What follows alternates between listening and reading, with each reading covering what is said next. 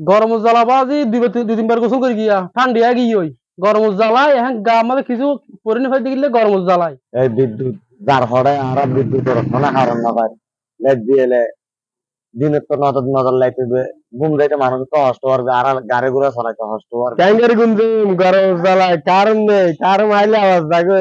বর্তমান সময়ে দেশের বিভিন্ন গ্রাম অঞ্চলে তীব্র বিদ্যুৎ সংকট জনজীবনকে চরম দুর্ভোগের দিকে ঠেলে দিয়েছে। প্রতিদিন গড়ে মাত্র 3 থেকে 4 ঘন্টা বিদ্যুৎ সরবরাহ থাকায় সাধারণ মানুষকে নানাবিধ সমস্যার সম্মুখীন হতে হচ্ছে। বিশেষ করে শিক্ষার্থী, কৃষক, ক্ষুদ্র ব্যবসায়ী এবং চাকরিজীবীরা সবচেয়ে বেশি ক্ষতিগ্রস্ত হচ্ছেন এই বিদ্যুৎ সংকটের কারণে। দিনে না থাকা দিয়ে তো না রাতিয়ে তো কিছুক্ষণ তো আমার দরকার সারা রান্নাতে আইলেও কিছুক্ষণ যাইয়ে কিছুক্ষণ থাকক এই লইলেও তো দরকার। এখন গরম জ্বালা ঘুম যাইতে পারি পোয়া হাঁদের কাউ মাঝে শোয়া এখন কি করি গিয়ে মেলা ঘর তো বাইরে লোড লোড গুরুত দি। গরমের তীব্রতায় মানুষ অতিষ্ঠ হয়ে উঠলেও বিদ্যুৎ না থাকায় স্বস্তির কোনো উপায় থাকছে না। এই সংকটের সবচেয়ে বড় প্রভাব পড়ছে শিক্ষার্থীদের উপর। রাতে পড়াশোনা করার সময় উপযুক্ত পরিবেশ না থাকায় তারা পড়ালেখায় পিছিয়ে পড়ছে।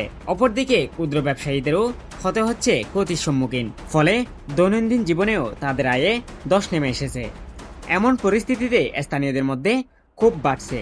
তারা দ্রুত এই সমস্যার স্থায়ী সমাধান দাবি করছেন। তবে বিদ্যুৎ উৎপাদন ও সঠিক ব্যবস্থাপনার মাধ্যমে এই বিদ্যুৎ সংকট নিরসন সম্ভব। পাশাপাশি গ্রাম অঞ্চলে বিদ্যুৎ সরবরাহের সুষম বন্টন নিশ্চিত করতে হবে বলে মনে করছেন বিশেষজ্ঞরা। এই বিদ্যুতের সমস্যাটার কারণটা কি? প্রায় 12,000 মেগাওয়াটের মতো বিদ্যুৎ উৎপাদন হওয়ার কথা। গ্যাস না থাকার কারণে আপনার সেই বিদ্যুৎ যে গ্যাস দিচ্ছে এই গ্যাস দিয়ে আমাদের 5 থেকে 6,000 মেগাওয়াট উৎপাদন হচ্ছে। আর হচ্ছে আর যে বিদ্যুৎটা আসতেছে এটা হচ্ছে কয়লা থেকে এবং তেল দিয়ে। জি, কিন্তু তেল তো পাওয়া যাচ্ছে না। বৈশ্বিক এখন যে অবস্থা এগুলো আপনার উৎপাদন হচ্ছে না।